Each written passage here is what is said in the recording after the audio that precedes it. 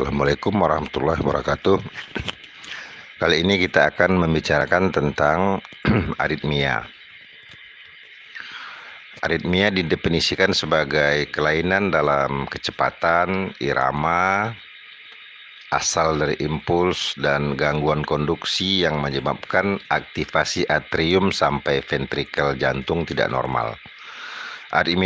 Aritmia ini dapat diketahui dari gambaran EKG. Pembagian klinis dari aritmia sebenarnya sederhana, yaitu tachyarrhythmia apabila frekuensi ventrikuler lebih dari 100 kali per menit berdasarkan fokus supraventrikuler dan ventrikuler. Yang kedua, bradyarrhythmia bila frekuensi ventrikuler kurang dari 60 kali per menit. Dan yang ketiga, gabungan keduanya, yaitu bradytachyarrhythmia, yaitu timbulnya tachyarrhythmia dan bradyarrhythmia secara bergantian. Gejala aritmia adalah jantung berdebar-debar atau palpitasi, rasa tidak enak di dada, angina atau nyeri dada, rasa lemas, sesak napas, pingsan atau gangguan kesadaran, dan bisa juga kejang. Etiologi dari aritmia itu kita bagi dua, ada yang dari jantung seperti gangguan sirkulasi koroner pada iskemik miokard maupun infak miokard, peradangan jantung seperti pada rematik, demam rematik ya, dan miokarditis. Dan yang ketiga, gangguan atau kerusakan struktur jantung. Ya, ini bisa terjadi bila terjadi gagal jantung ataupun kardiomiopati. Etiologi berikutnya yang dari luar jantung, itu bisa gangguan keseimbangan elektrolit dan asam basa berupa hiper atau hipokalemia, asidosis maupun alkalosis. Kemudian gangguan endokrin seperti hipertiroid. Hipertiroid bisa menyebabkan tachyarrhythmia dan juga bisa menyebabkan atrial fibrilasi. Yang keenam, intoksikasi obat seperti digoxin, obat anti aritmia, dan lain-lain juga bisa akibat konsumsi zat-zat tertentu seperti kopi yang mengandung kafein. Kemudian yang terakhir adalah gangguan susunan saraf otonom ataupun saraf pusat. Pada kasus aritmia ini tentunya dilakukan pemeriksaan fisik dan pemeriksaan elektrokardiografi. Pada pemeriksaan fisik kita lakukan pemeriksaan nadi dan detak jantung untuk menentukan ada tidaknya aritmia. Dengan pemeriksaan fisik kita tidak dapat menentukan jenis aritmia. Pemeriksaan kegawatan aritmia bisa kita ketahui dari pemeriksaan vital sign yang ditemukan, apakah ada gangguan kesadaran atau adanya tekanan darah yang menurun ataupun adanya kejang-kejang. Pada pemeriksaan torak hanya auskultasi jantung yang dapat dilakukan dan ini tidak spesifik. Pemeriksaan elektrokardiografi merupakan pemeriksaan untuk mengetahui diagnosis pasti aritmia. Elektrokardiografi juga bisa dilakukan dengan pemeriksaan konvensional dengan EKG 12 lead, monitoring EKG, Holter monitor, dan bisa juga dengan exercise stress test dan electrophysiologic study. Jadi yang nomor 3, 4, dan 5 ini biasanya dilakukan dengan indikasi khusus. Untuk mengenali aritmia kita harus memahami dulu sistem elektrikal jantung atau electrical conduction system, di mana denyut jantung itu diatur oleh suatu sistem kelistrikan jantung yang dimulai dari sinoatrial atau SA node dan kemudian dia akan berlanjut ke interatrial conduction tract, kemudian ke internodal atrial conduction tract dan atrioventricular atau AV node. Dari sini dia terus berlanjut ke bundle of His yang bercabang, ada cabang kiri left bundle branch dan cabang kanan right bundle branch. Kemudian dia ke serabut-serabut Purkinje network ya, dan fiber, Purkinje fiber. Perjalanan rangsangan listrik jantung inilah yang menimbulkan berkontraksinya atrium dan dilanjutkan dengan berkontraksinya ventrikel dan demikian seterusnya secara otomatis. rangsangan listrik jantung itu akan menyebabkan berkontraksinya otot-otot jantung, dimulai dari rangsangan pada S anode. Pada awalnya memberikan gambaran garis rata pada pemeriksaan EKG. Kemudian ketika atrium berkontraksi, maka akan timbul gelombang P pada gambaran EKG. Dan setelah dilanjutkan dengan aktivasi dari AV node dan bundle of His, maka gambaran EKG kembali datar, dan ketika mulainya aktivasi pada septal, maka terbentuklah onset dari QRS kompleks. Setelah dinding aktivasi dari jantung, maka terjadilah QRS kompleks yang sempurna, yaitu menunjukkan mulainya kontraksi daripada ventrikel kiri dan kanan. Setelah ventrikular full melakukan kontraksi, maka gambaran EKG kembali mendatar.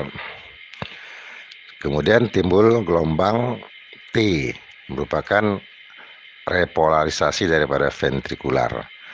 Nah, setelah itu timbullah yang disebut dengan late ventricular activation atau gelombang U pada gambaran EKG.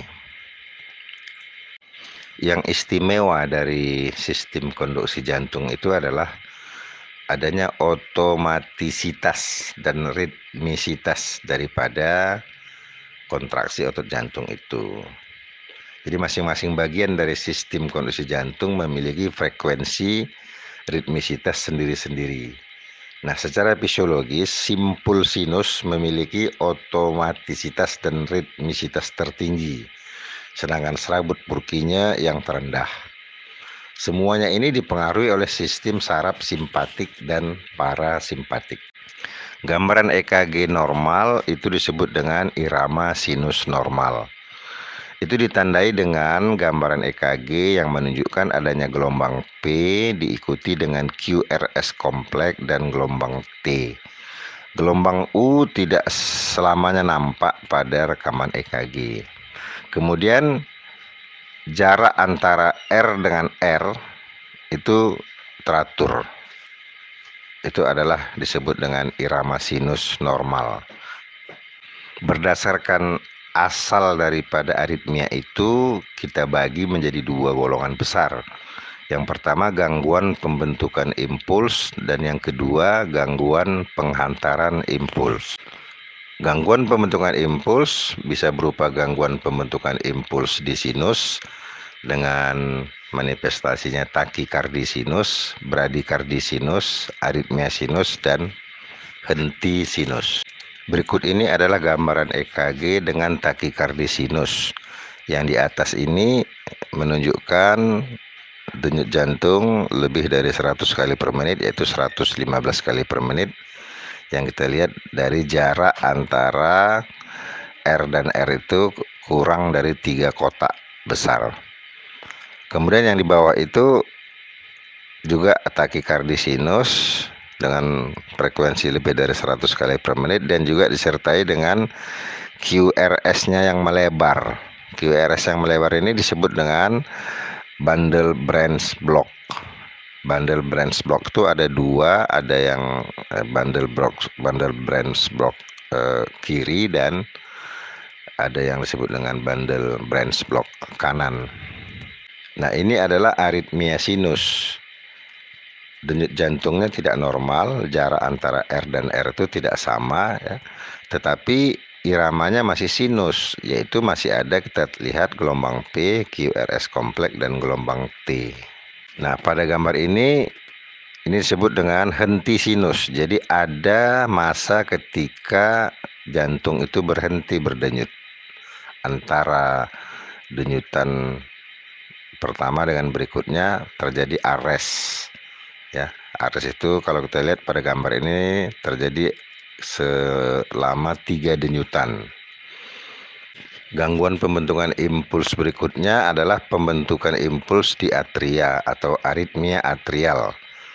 Ini bisa dalam bentuk ekstrasistul atrial, takikardi atrial, kemudian flutter atrial, dan fibrilasi atrial. Gambaran ekstrasistul atrial kita lihat pada gambaran berikut ini. Jadi nampak ada incomplete compensatory pause, ya, di mana jarak antara gelombang R tidak sama, ya. Kemudian ada paroxysmal atrial contraction yang kalau kita perhatikan bentuknya mirip seperti QRS kompleks, tetapi dia tidak ada gelombang P-nya tidak sama dengan gelombang P yang lain. Jadi ini disebut dengan paroxysmal atrial contraction. Berikut ini gambaran EKG ekstrasistul atrial. Yang paling atas itu disebut dengan koplet ekstrasistul, ada 2 ekstrasistulnya berturutan, ya. Kemudian ada yang di bawah itu atrial bigemini. Jadi dia antara 2 denyutan, ada 1 atrial ekstrasistul dan dia berturutan seperti itu. Ekstrasistul ini juga bisa univokal, multivokal, dan wandering atrial pacemaker. Jadi univokal itu satu fokus, jadi bentuk ekstrasistulnya satu macam. Sedangkan multivokal dia 2 atau lebih fokus ektopik, sehingga bentuk dari atrial ekstrasistulnya pun dia 2 macam atau lebih. Sedangkan yang berikutnya wandering pacemaker, bentuk ektopiknya berbeda-beda. Jadi fokus ektopik yang berbeda-beda sehingga bentuk ekstrasistulnya juga berbeda-beda seperti gambar yang paling bawah. Yang berikutnya adalah takikardi atrial. Nah, di sini jelas frekuensinya lebih dari 100 kali per menit dan gelombang P-nya tidak jelas karena gelombang P-nya itu bertumpuk atau overlapping dengan gelombang T, ya. Nah, kemudian kita masih melihat jarak antara R dan R-nya masih teratur, nah, tetapi frekuensinya lebih cepat. Ini disebut dengan takikardi atrial. Gambaran berikut adalah takikardi supraventrikular paroxysmal. Nah, di sini bedanya denyutannya tidak teratur, jarak R dan antara R juga tidak sama, ya. Nah, gelombang P juga tidak dikenal atau sulit dikenal di gambaran takikardi supraventrikular paroxysmal ini. Takikardi atrial juga disebut supraventrikular takikardi, ya, dengan RR-nya masih teratur, tetapi frekuensinya biasanya 160 sampai 250 kali per menit. Nah, ini supraventrikular takikardi yang lebih khas gambaran EKG-nya. Yang penting kita membedakan antara supraventrikular takikardi dengan ventrikular takikardi adalah QRS kompleksnya yang masih normal atau kita katakan agak menyempit pada supraventrikular takikardi. Itu nanti bedanya dengan ventrikular takikardi. Berikutnya adalah fibrilasi atrial. Nah, ini kita melihat adanya gelombang atau fibrilasi di mana gelombang P-nya bentuknya tidak teratur dan frekuensinya ini bisa mencapai 350 sampai 600 kali per menit, ya. Jadi ada jarak yang berbeda-beda antara R dengan R-nya. Kemudian gelombang QRS-nya juga tidak teratur. Jadi ada, bisa kita hitung frekuensi atrialnya, bisa kita hitung frekuensi ventrikelnya. Nah, di sini frekuensi ventrikel 140 sampai 200 kali per menit. Kemudian fibrilasi atrial ini ada 2, ada yang disebut dengan yang halus atau fine, di mana defleksi gelombang P-nya kurang dari 1 mili tingginya, dan bisa juga yang bentuk kasar atau hoarse, di mana defleksi gelombang P-nya lebih dari 1 mm. Nah, ini gambaran yang khas dari fibrilasi atrial dari rekaman EKG. Ya, jadi kita lihat QRS kompleksnya masih normal atau agak menyempit dan gelombang P-nya tidak teratur. Kalau dia flutter atrial, ini bentuknya lebih khas, di mana fibrilasinya lebih tinggi gelombang P-nya dan berbentuk seperti mata gergaji. Gangguan pembentukan impuls selanjutnya adalah pembentukan impuls di penghubung AV. Ini disebut dengan aritmia penghubung atau junctional arrhythmia. Ini bisa dalam bentuk ekstrasistol, junction atrioventricular. Yang kedua takikardi, junction atrioventricular, dan ketiga irama lolos penghubung atrioventrikuler. Untuk mengenal junctional arrhythmia ini mudah. Kita lihat saja gambaran EKG-nya itu tidak ada gelombang P. Gelombang P-nya ini berubah tempat dia, disebut dengan gelombang P prematur, sehingga secara umum tidak terlihat gelombang P yang terletak biasanya mendahului dari QRS kompleks. Bisa juga dalam bentuk seperti ini, tapi yang jelas tidak ada gelombang P-nya. Dan iramanya juga bisa tidak teratur. Nah, gangguan pembentukan impuls berikutnya adalah pembentukan impuls di ventrikel, di mana disebut aritmia ventrikuler. Nah, untuk jenis aritmia ventrikel ini biasanya menyebabkan kasus-kasus emergensi atau kegawatan jantung. Bisa dalam bentuk ekstrasistul ventrikuler, takikardi ventrikuler, fibrilasi ventrikuler, henti ventrikuler, ataupun irama lolos ventrikuler. Nah, ini contoh ekstrasistul ventrikuler. Jadi kalau kita lihat di sini bedanya dengan ekstrasistol atrial adalah QRS kompleksnya itu lebar dan bentuknya tidak biasa. Tidak mirip dengan QRS kompleks yang normal. Nah, ini tipe ekstrasistol ventricle yang kalau kita lihat di gambar EKG yang berwarna merah itu adalah ekstrasistol ventricle. Jadi nampak QRS-nya lebar dan bentuknya juga tidak normal, ya, dan agak aneh. Ya. Ini juga contoh dari ekstrasistol ventricle dengan bentuk yang beda lagi dari QRS kompleksnya. Ini adalah gambaran sinus ritme, tetapi ada ventricular ekstrasistol couplet. Jadi ada dua, kita lihat bentuk QRS kompleksnya yang melebar dan tidak normal. Bentuk ekstrasistol ventricular yang lain adalah fenomena R on T. Jadi pada fenomena ini QRS ekstrasistolnya jatuh sekitar puncak gelombang T. Jadi agak berbeda dari gambaran EKG yang sebelumnya, tetapi tetap ditandai dengan QRS kompleks yang melebar dan bentuknya tidak normal. Nah, ini adalah gambaran sinus ritmia dengan ventricular ekstrasistol R on T. Ya, semua jenis aritmia yang barusan kita terangkan tadi adalah tachyarrhythmia ataupun frekuensi denyut jantungnya lebih cepat dari normal atau mungkin masih dalam batas normal tetapi bentuk atau iramanya tidak sama. Yang berikut ini adalah gangguan sistem konduksi, di mana di sini semua frekuensi aritmianya itu di bawah denyut jantung normal, itu di bawah 60 kali per menit. Itu yang disebut dengan blok. Jadi ada yang disebut dengan blok konduksi yang berdasarkan tempat bloknya, ada yang disebut dengan blok SA atau SA blok, atau blok AV, blok vasikular, blok bundle branch, blok intraventricular conduction defect. Yang kemudian berdasarkan derajat blok, ada derajat 1, derajat 2, dan derajat 3 atau blok total.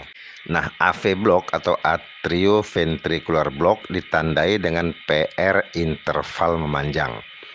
PR interval adalah interval dari mulai terbentuknya gelombang P sampai awal dari pembentukan QRS kompleks. Apabila dia memanjang dari normal, ya, maka disebut dengan AV block. Dan di sini frekuensi denyut jantung kurang dari 60 kali per menit. Nah, kalau yang pertama tadi disebut dengan AV block derajat pertama, dan yang ini adalah AV block derajat kedua atau second degree AV block. Dan kita lihat di sini ada gelombang P yang tidak diikuti oleh QRS kompleks. Nah, yang ini adalah AV block tingkat 3. AV block tingkat 2 dengan blok tipe 2 ya. Jadi di sini kita lihat ada 2 gelombang P yang tidak diikuti oleh QRS kompleks. Jadi masa denyut antar ventrikel itu sangat panjang ya, sehingga denyutnya itu jauh di bawah 40 kali per menit. Dan ini adalah derajat 3 dari AV block atau disebut dengan total AV block. Jadi kalau kita lihat di sini ada beberapa gelombang P yang tidak diikuti oleh QRS kompleks, dan gambaran QRS kompleksnya juga tidak normal atau melebar. Bentuk aritmia berikutnya adalah aksesori konduksi. Ini ada dibagi dalam jalur Ken, jalur James, dan jalur Mannheim. Ini sebenarnya sudah lebih spesialis untuk pengenalannya dan tindakannya. Jadi untuk aritmia yang menimbulkan kegawatan medis atau kegawatan aritmia itu nanti akan diberikan dalam kuliah khusus dalam blok kegawat daruratan medis. Tata laksana aritmia tujuannya adalah mengembalikan irama jantung itu ke normal. Disebut dengan konversi aritmia ke irama sinus. Itu tujuannya. Kemudian tujuan keduanya atau tujuan alternatif mengendalikan frekuensi ventrikular yang optimal. Jadi sebaiknya adalah 60 sampai 100 kali per menit. Dan yang ketiga, terapi penyakit dasarnya. Apa penyebab dari aritmianya itu yang harus dihilangkan. Sementara itu belum dihilangkan, diberi terapi hanya untuk mengatur irama jantungnya ke normal. Kemudian aritmia ini juga diberi pengobatan atau diberi penata laksanaan terutama pada aritmia yang simptomatik, jadi yang menimbulkan keluhan, dan aritmia dengan gangguan hemodinamik, karena ini termasuk gangguan yang bisa menyebabkan kegawatan medis. Sementara kalau dia tidak ada keluhan, tidak diperlukan aritmia, tetapi tetap dimonitor, mana tahu aritminya itu suatu saat bisa menimbulkan keluhan klinis. Jadi kalau kita golongkan terapi aritmia itu ada disebut dengan psikoterapi dengan menenangkan pasien, karena salah satu penyebab jantung berdebar-debar itu adalah gangguan psikis seperti cemas dan gangguan-gangguan kejiwaan lain. Kemudian vagal maneuvers, baru obat-obat anti aritmia. Obat-obat anti aritmia ini nanti dijelaskan lebih lanjut pada kuliah farmakologi obat-obat anti aritmia. Ya, yang keempat, kelima, keenam, dan ketujuh ini adalah tindakan invasif terhadap pengobatan aritmia, yaitu DC shock, direct current, DC shock, radiofrequency catheter ablation, automatic implantable defibrillator, dan pacemaker temporer permanen. Ini udah tindakan spesialistik dari spesialis jantung. Berbagai obat anti aritmia kita kenal, ada kelas 1 golongan penyekat natrium, yaitu ada 1A, 1B, dan 1C, ya, seperti quinidin, lidocain, propafenon. Kelas 2 golongan penyekat beta atau beta blocker, contohnya propranolol, bisoprolol, dan lain-lain. Nah, jadi yang golongan penyakit beta ini sifatnya dia memperlambat denyut jantung. Kemudian kelas 3, golongan obat yang memperpanjang potensial aksi dan repolarisasi. Ini contohnya amiodaron, ya, sotalol, bretium. Biasanya obat-obat golongan 3 ini diberikan pada kasus-kasus atrial fibrilasi. Yang kelas 4 adalah golongan kalsium antagonis seperti verapamil, diltiazem. Nah, untuk selanjutnya nanti diperjelas tentang indikasi, kontraindikasi, dan dosis pada kuliah farmakologi obat-obat anti aritmia. Sekian saja kuliah kita kali ini. Terima kasih. Assalamualaikum warahmatullahi wabarakatuh.